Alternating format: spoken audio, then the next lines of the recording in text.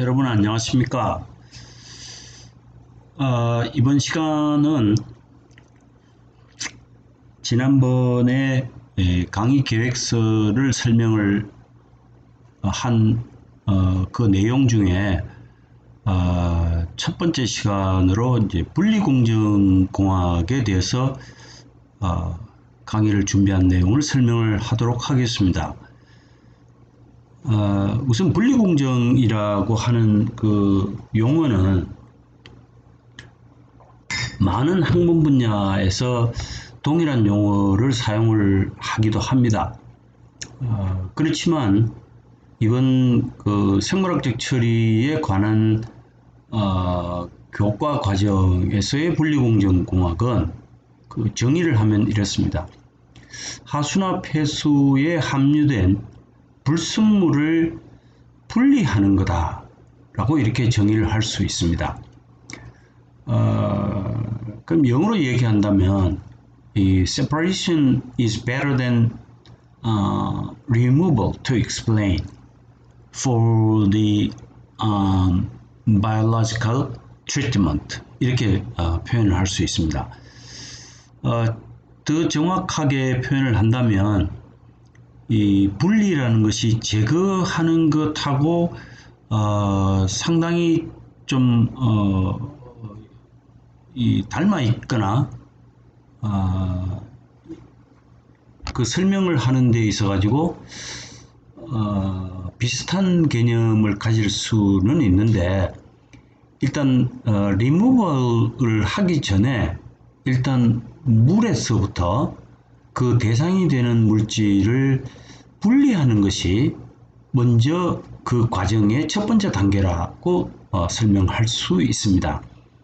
그럼 여기에 해당되는 이 대상은 무엇이냐 하면 물에 존재하는 그러니까 그 용도에 따른 물의 용도가 서로 다르지만 일단은 필요 없는 물질이라고 이제 표현을 할 수 있습니다. 그래서 일단 무기 물질도 제거를 해야 되고 유기 물질도 제거를 해야 실제로 우리가 사용하는 물이 되거나 또는 공공수욕으로 내보내는 물에 함유된 물질이 공공수욕을 오염시키지 않는 수준으로 만들기 위해서는 먼저 세퍼레이션을 해야 됩니다. 그 말은 불순물을 분리시키는 작업을 해야 됩니다.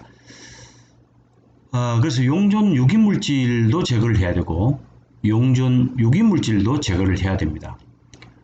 또한 비용존 물질, 무기물질이나 유기물질 속에서도 비용존 물질도 제거를 해야 됩니다. 그래서 통틀어서 물리적이나 화학적이나 물리화학적이거나 광화학적이나 이런 방법들이 동원이 되어야 되는데 그 중에서도 이번 학기에 중점적으로 논의를 할 그 분야는 생물학적으로 분리를 하는 그 내용에 대해서 설명을 하도록 하겠습니다.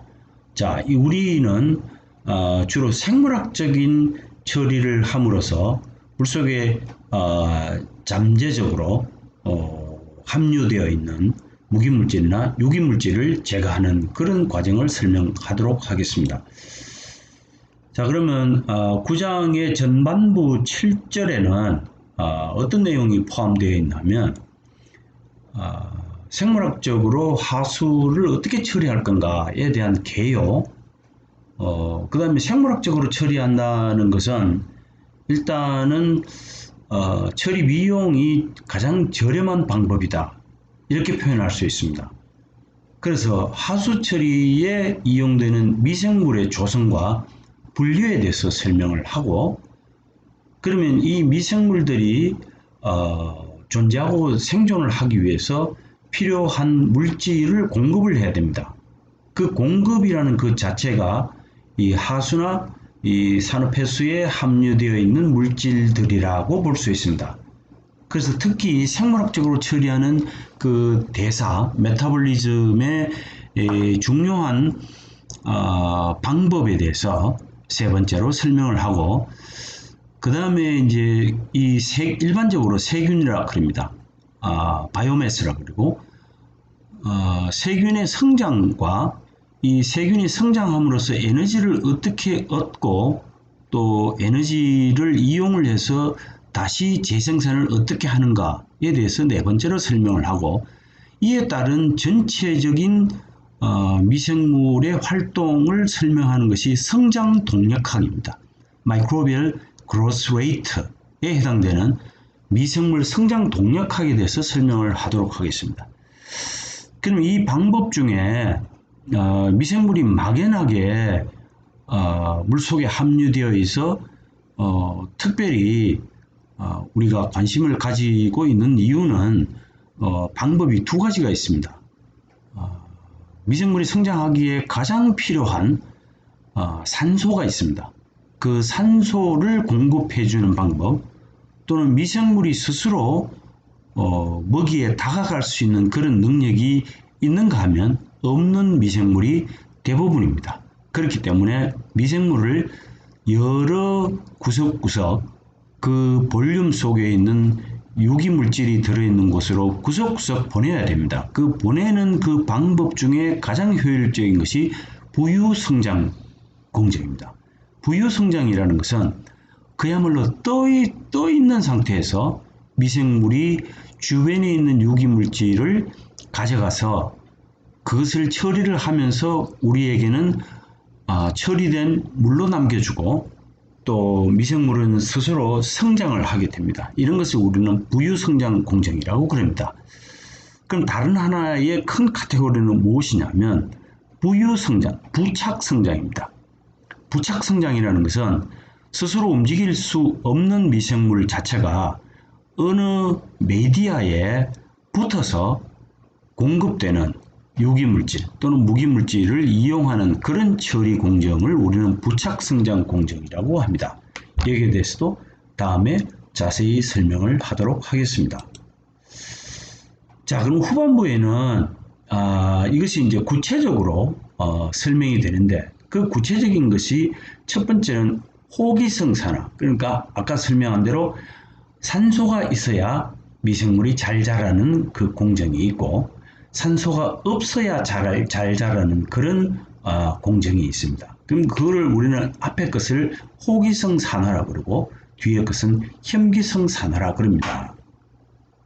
자, 그러면 호기성 산화와 현기성 산화의 가장 주된 목적은 뭐냐 하면 유기물질을 분해를 하는데 필요한 산소가 있느냐 없느냐의 차이입니다.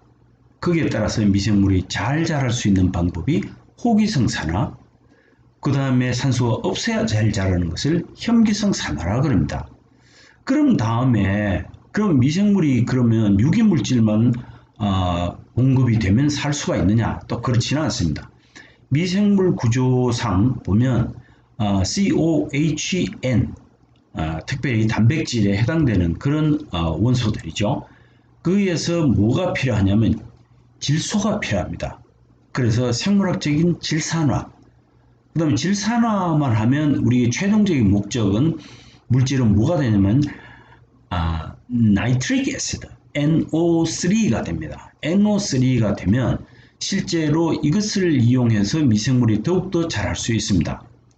그러면 하수를 처리해서 공공수역으로 내보내는 그 물에 질산화된 그야말로 NO3가 들어있는 물질이 공공수역으로 나가게 되면 다시 산소가 필요하고 다른 방법으로 현기소화를 해야 되는 그런 공정이 필요합니다. 이런 것을 우리는 생물학적으로 탈질이라 그럽니다.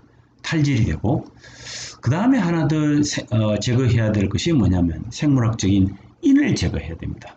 그럼 이 왜 그럼 유기물질, 질소, 인, 이것이 관심의 대상이냐 하면 이 공공수역의 산소를 고갈시키는 미생물들이 가장 선호하는 것이 유기물질과 질소와 인이 되겠습니다. 그래서 이것을 생물학적 처리하는 그 공정 중에서 다 처리를 한 후에 내보내야 됩니다. 그 다음에 또 하나가 현기성 산화입니다. 그 말은 산소가 공급이 되는 상태에서 유기물질과 질소와 인이 제거되는 그 공정과 그 다음에 이 산소가 필요치 않는 공정, 혐기성 산화가 일어나는 데 필요한 공정이 있습니다. 이런 것을 우리는 혐기성 산화라고 그럽니다.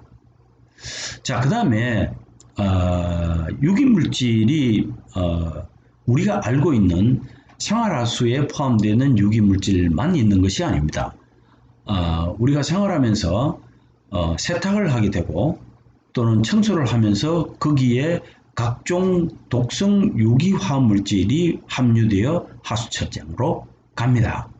그래서 이 물질들을 처리를 하기 위한 생물학적인 제거 방법, 그 다음에 우리가 사용하는 이 벌레를 죽인다든지, 그 다음에 세탁을 하면서 또는 이제 주방에서 일을 하면서 뭔가를 제거를 해야 될 때 쓰는 이 화학 물질들이 중금속이 들어있는 물질들이 꽤나 있습니다. 그래서 중금속의 생물학적인 제거, 여기에 대해서 설명을 하도록 하겠습니다.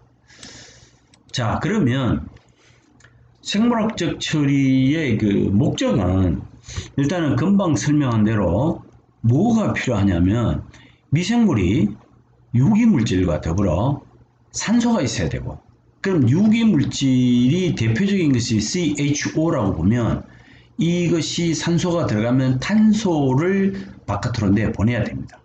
그래서 이것이 CO2가 되고, 그 다음에 암모니아가 들어있습니다.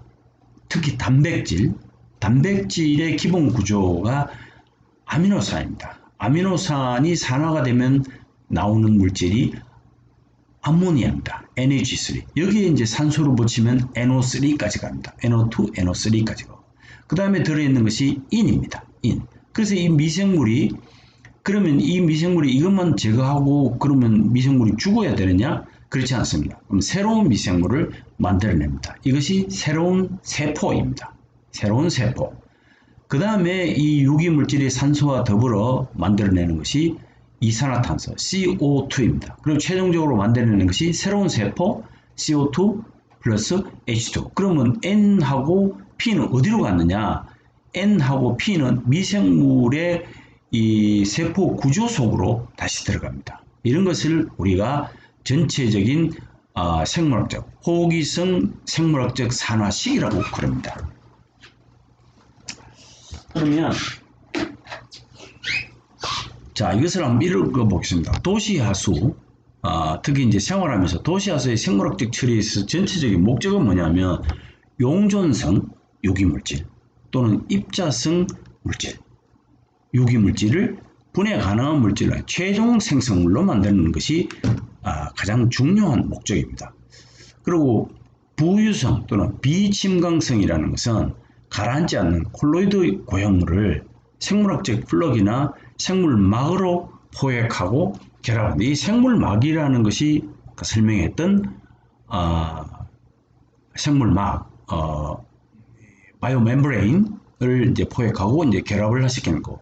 그 다음 질소와 인과 같은 영양물질을 제거하고 또 때에 따라서는 특정 미량 유기물질과 화합물을 제거하고, 특히 이제 산업폐수의 경우에는 이런 특정 미량 유기물질이 많이 들어있거나 무기화합물 또는 여기에는 이제 아모니아, 인 뭐 이런 것도 포함이 되겠죠. 이런 것들을 이제 제거하는 중요한 역할을 하게 되는 것이 이 미생물입니다.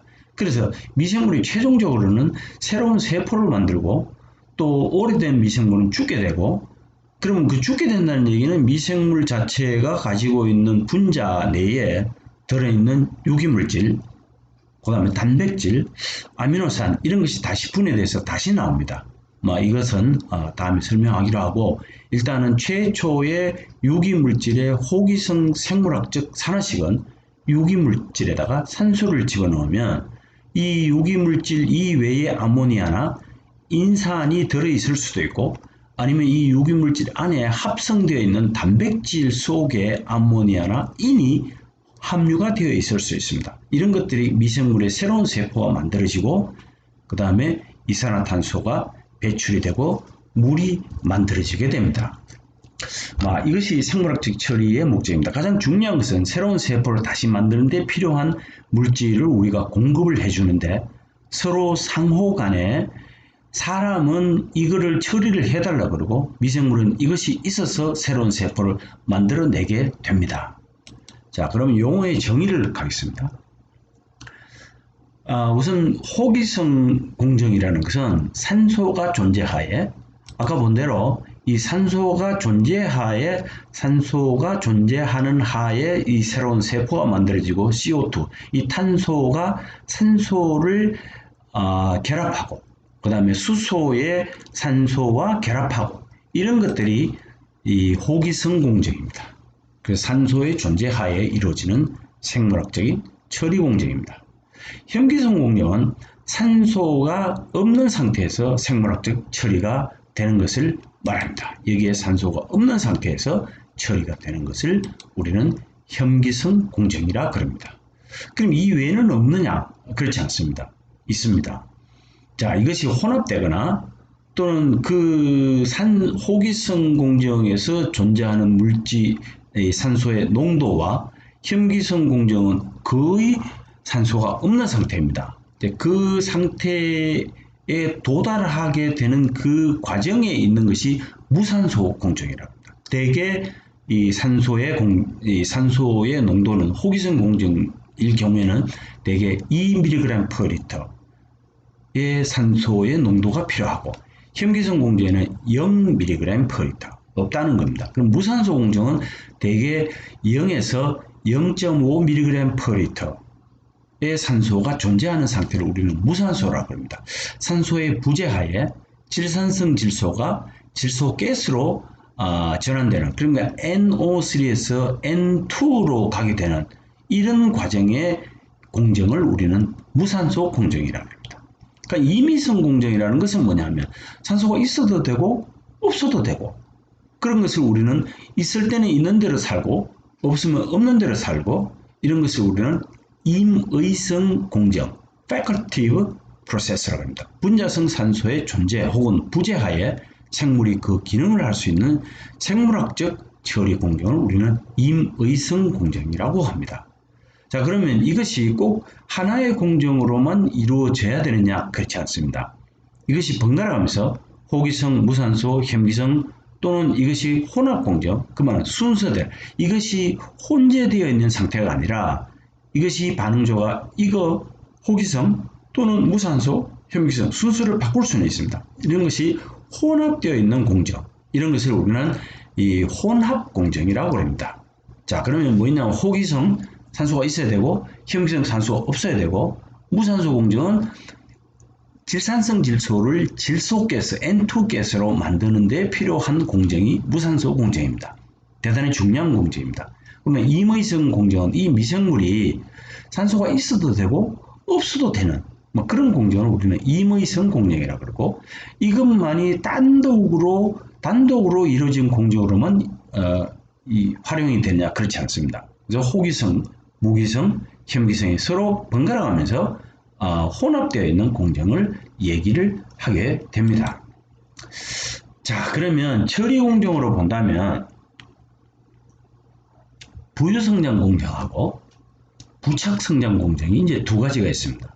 아까 간략하게 설명을 했지만 부유성장 공정은 미생물이 스스로 움직일 수 있는 그런 능력이 있는 미생물이 있는가 하면 거의 대부분은 스스로 움직일 수 있는 능력이 없습니다. 움직이고 움직이지 못하고 하는 것의 의미가 뭐냐면 미생물이 영양분이 필요한데 그 이유는 이 미생물이 자체적으로 성장을 해야 됩니다. 성장을 하기 위해서는 유기물질이 있어야 되고 질소가 있어야 되고 인이 있어야 됩니다.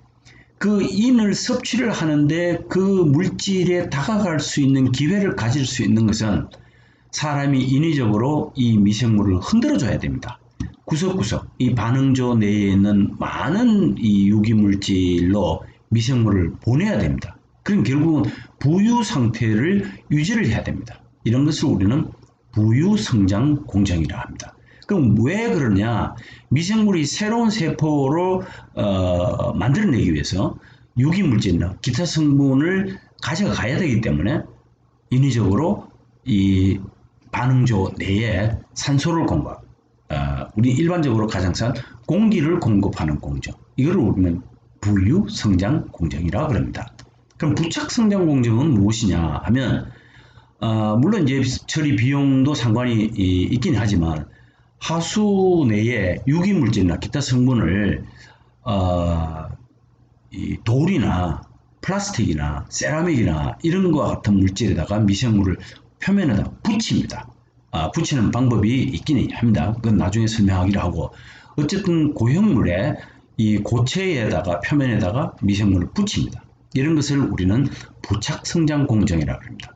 또는 고정생물막 공정이랍니다. 바이오매스. 그래서 크게 대별하면 막 반응조 내에서 움직이게 하는, 그러니까 공기를 넣어가지고 미생물이 부유성장, 그러니까 움직이도록 하는 이 공정을 우리는 부유성장이라고 그러고, 그 다음에 특별히 이 부착성장 공정은 유입되는 유입 하수의 농도가 별로 높지 않을 때 반응 시간이 오래 걸려도 상관이 없는 이런 물질들을 이제 제거하기 위해서 사용하는 방법이 부착성장 공정입니다. 자, 그 다음에 다시 용어 정의를 가면, 자, 우선 이 가장 중요한 것이 탄소성 BOD를 제거하는 것이 가장 큰 목적입니다. 유기물질이라고 그랬죠. 지금까지 탄소성 BOD를 제거하는 것이 가장 중요한 문제예요. 왜냐하면 거기다가 산소를 집어넣으면 탄소에 산소가 붙으면 CO2라고 합니다. 그래서 최종적인 산물로 만들어진 이 기체상 CO2입니다. CO2. 또는 여기에서 들어있는 단백질에 함유되어 있는 질산, 암모니아를 질산화합니다. 그럼 암모니아가 제일 먼저 만들어지는 것이 NO2가 됩니다. 아질산성 질소가 되고, 그 다음에 질산성 질소로 되는 2단계의 생물학적인 공정입니다. 질산화 공정입니다. 그 다음에 있는 것이 이제 실제로 질산화가 되면 그것이 다시 영양소로 사용이 되어서 또한 우리가 제거해야 될 질소가 완벽하게 제거가 되지 않습니다. 그럼 결국은 NO3를 N2로 바꾸는 생물학적 공정이 필요합니다. 이런 것을 우리는 탈질화라고 합니다. 탈질화. 물속에 있는 암모니아가 NO2로 갔다가 NO3로 갔다가 결국은 N2로 보내는, N2O5나 이런 것들을 보내는 방법을 우리는 질산화 탈질화라고 합니다. 그럼 결국은 탄소성 BOD에 함유되어 있는, 사람들이 생활하수에 포함되어 있는 여러 가지 물질을 포함시키는 것 중에 가장 많은 것이 탄소성 BOD, 우리가 CBOD라고 합니다. Carbonaceous BOD라고. 그래서 이거를 없애고, 그 다음에 질산성 질소를 탈질화시키는 공정에서 한꺼번에 이게 처리가 돼야 됩니다. 자, 그것을 우리는 앞에서 본 이 프로세스로 본다면 이런 내용입니다. 유기물질에 만약에 단백질이 함유가 되어 있다면 암모니아가 있었을 테고, 또는 그 유기물질 속에 단백질이 있으면 그 단백질 속에 인이 들어있을 수가 있습니다. 단독적으로 인이 활동하는 일은 드뭅니다. 그래서 유기물질에 단백질이 들어있을 때 아미노산의 형태로 암모니아가 들어있고, 이것들이 미생물이 이용한 후에 새로운 세포 만드는 원소로 사용을 합니다. 그래서 내뱉은 것이 기체상의 CO2. 이것이 최종적으로 우리가 원하는 생물학적인 처리 방법입니다. 자, 그러면 생물학적인 영양소 제거에 해당되는 것들은 어떤 물질이냐면 질소와 인입니다. 그럼 어떤 형태로 있느냐 하면 최초에는 암모니아의 형태로 있습니다. 또는 아질산성 질소나 질산성 질소로 존재를 합니다. P는 그러면 인산이다, 그죠?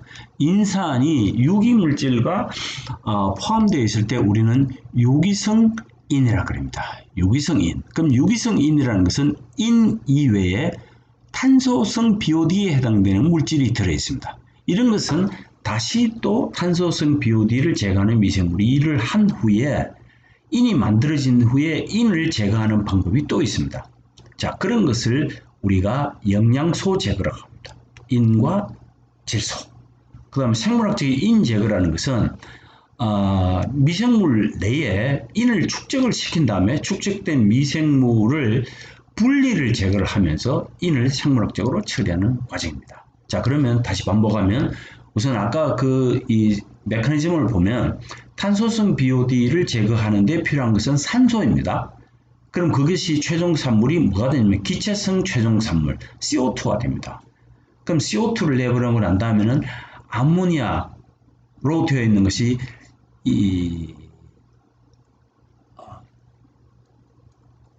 단백질에 해당되는 기본 구조가 아미노산입니다. 아미노산에 기본적으로 되는 것이 CHO, 그 다음에 아모니아는 NH2입니다.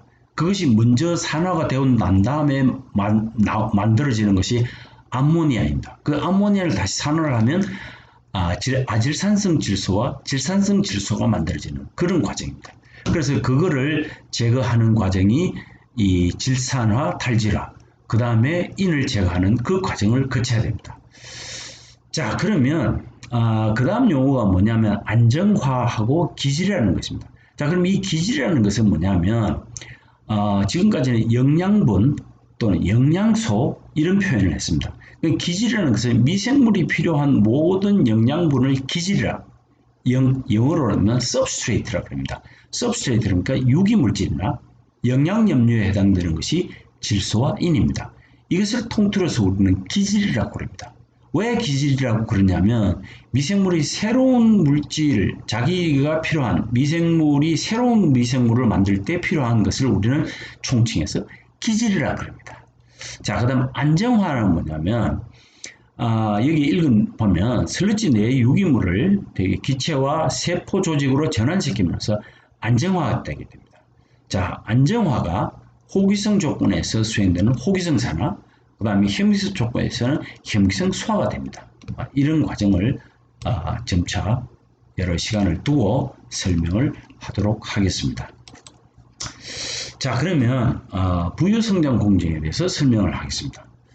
부유성장 공정은 여기 본 대로 20세기 초에 이렇게 영국에서 먼저 시작을 했습니다. 그래서 이거를 우리는 큰 틀로 뭐냐면 활성 슬러지 공정이라고 합니다. 활성 슬러지 공정이라고 하니까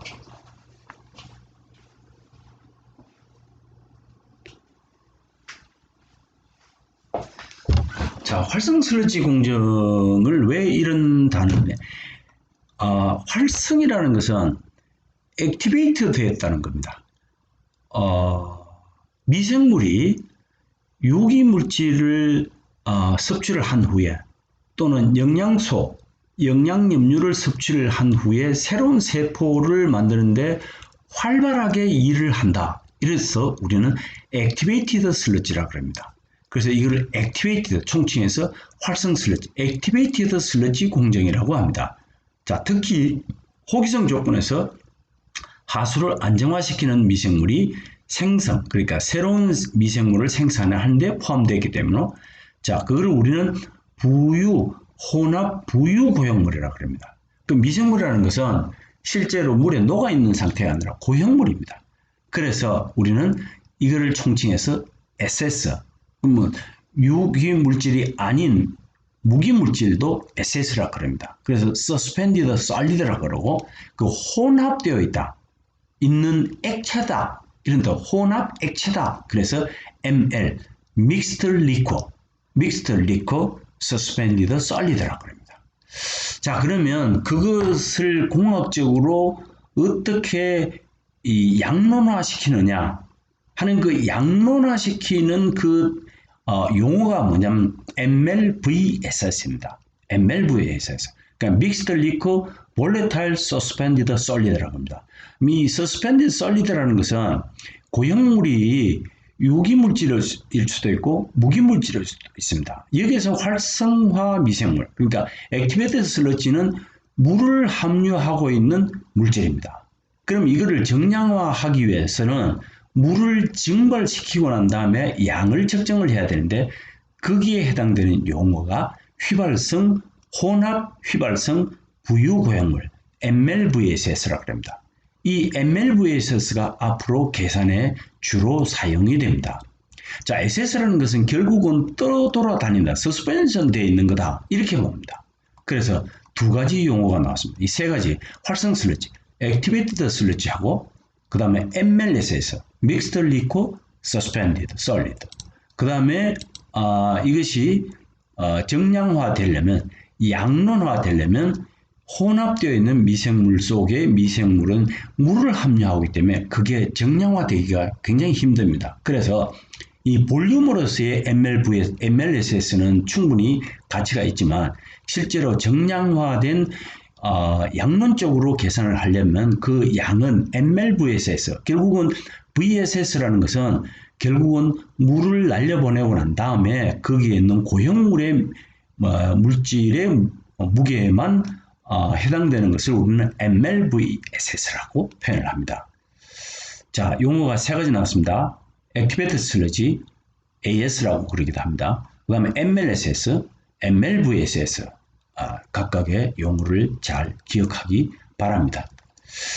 자, 그럼 부유성장 공정은 이 정도로 개념을 우리가 가지고 부착성장 공정으로 이제 시작을 하겠습니다. 자, 여기 부착성장 공정은 어떤 메디아, 이런 돌이나 그다음에 플라스틱 표면에 미생물이 달라붙게 만들어진 것을 우리는 생물막이라고 합니다. 바이오 필름 또는 바이오, 거기에 붙어있는 미생물은 바이오매스, 이렇게 얘기합니다. 유기성 물질과 영양 물질들은 생물막이라고 알려진 부착성장 공정에, 특히 이거는 어디에 붙어있나, 암석이나 자갈이나 슬래그, 모래 이런 데 붙어 있습니다. 그래서 이런 것을 우리는 그 속에 붙어있는, 역시 활성화되어 있습니다. 활성화되어 있지 않으면 미생물이 죽은 거니까 부착성장 공정에 활용된 미생물도 역시 무엇이냐면 살아있는 미생물들, 액티베이티드 슬러지입니다.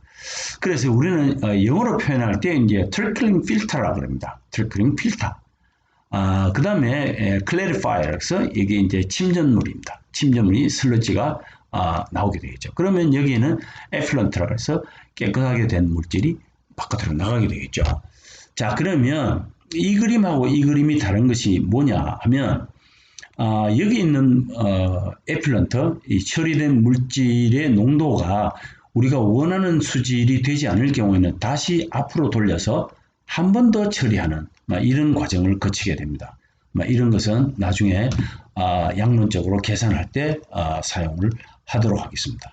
자, 그럼 여기에 활동하고 있는 그 미생물은 어떻게 우리가 이해를 하고 그건 어떻게 생겼느냐, 그 속에 조성은 어떻게 되어 있느냐, 분류는 어떻게 되어 있냐, 이거를 이제 한번 살펴보도록 하겠습니다. 자, 그러면 가장 중요한 것이 수처리의 유전 정보입니다. 유정이 아니라 유전 정보, 그 DNA, 그 다음에 효소를 생성해서 활발하게 유기물질이 산화가 돼서 CO2가 만들어지도록, 또는 NH3가 NO2, NO3가 만들어지도록 하는 겁니다. 자, 단백질을 합성하는 장소가 어디냐면 리보솜이라고 그러죠. 효소 생성이 필수적인 이제 단백질 합성 장소가 리보솜이고, 뉴클레오타이드가 있고, 핵산, DNA, RNA가 구성이 되어 있고, 오탄당 이렇게 구성이 되어 있습니다. 그 다음에 보조인자라고 해서 코팩터라고 합니다. 그래서 단백질하고 금속이온, 징크, 아연, 철분, 구리, 망가니즈, 니켈 이렇게 되어 있습니다. 효소는 굉장히 다양합니다.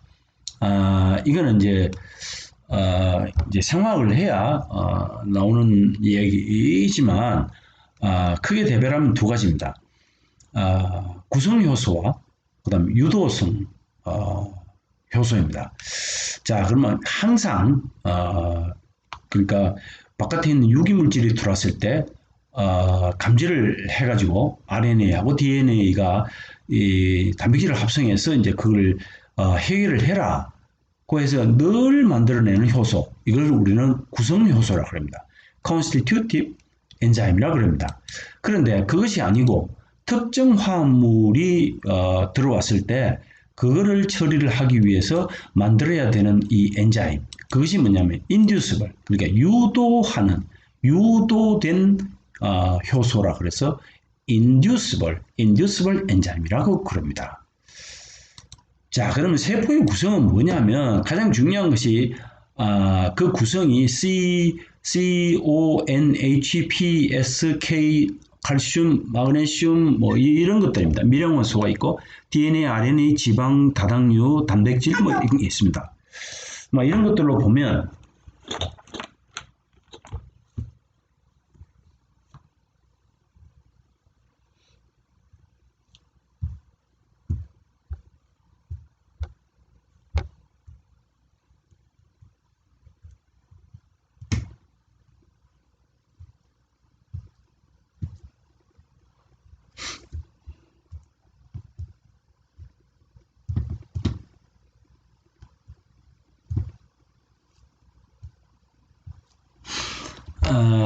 그래서 이 미생물이 분해해서 분해해야 될 물질, 유기물질 중에 하수에 함유되어 있는 것들이 주로 뭐가 있냐면 CONH, 우리가 단백질을 만드는 합성하는 유기물 아미노산, 기본적인 아미노산이 가지고 있는 CONH, 그 다음에 특수 아미노산이 P, 황, 뭐 이런 것들이 들어있어요. 철분도 들어있고, 뭐 이런 것들이 세포 구성하는 데 중요한 물질입니다. 그래서 우리가 버리는 여러 미생물들이 실제로 미생물이 구성하는 물질의 구성 요소가 된다. 뭐 이것을 이해를 했으면 좋겠습니다. 자, 미생물의 물질 대사 이거를 여러분이 좀 충분히 이해를 좀 했으면 좋겠습니다.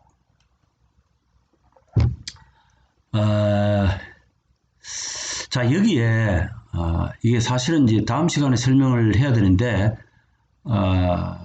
여러분이 이거를 충분히 이해를 해야 다음 시간에 설명을 잘 이해를 할 수 있습니다. 자, 용어가 몇 가지 다시 나옵니다. 우리가 앞에서 배웠던 것이 이제 호기성 산화를 배웠고, 질산화를 배웠고, 탈질화를 배웠고, 그렇습니다. 그 다음 최종 상물이 CO2하고 H2O가 나온다는 것도 알았고, 그 다음에 NO3, NO2, 아질산성 질소와 질산성 질소까지 배웠습니다. 자, 그러면 호기성 종속영양세균, 독립영양세균 이렇게 되어 있습니다. 자, 우리 이제 통칭해서 미생물을 세균이라고 봤을 때 유기물질에 매여 있는 유기물질이 있어야 살 수 있는 미생물을 우리는 종속영양 미생물, 종속영양 미생물. 그 다음에 독립영양 미생물은 탄소가 없어도 살아갈 수 있는, 탄소가 없이도 살아갈 수 있는 세균을 우리는 독립영양세균이라 그럽니다. 자, 그러면 호기성이니까 산소가 반드시 있어야 되겠죠. 그 다음에 종속영양미생물이니까 유기화합물이 있어야 되겠죠. 그래서 탄소원이 유기화합물입니다. 자, 그래서 최종적으로 만들어내는 것이 CO2와 H2O를 만들어냅니다.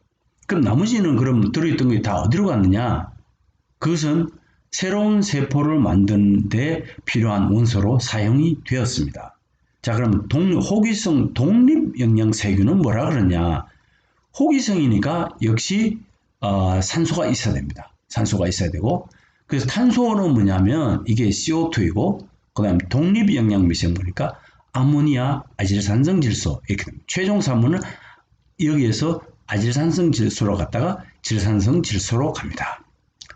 자, 그래서 이제 질산화 박테리아가 있고 황산화 박테리아가 있습니다.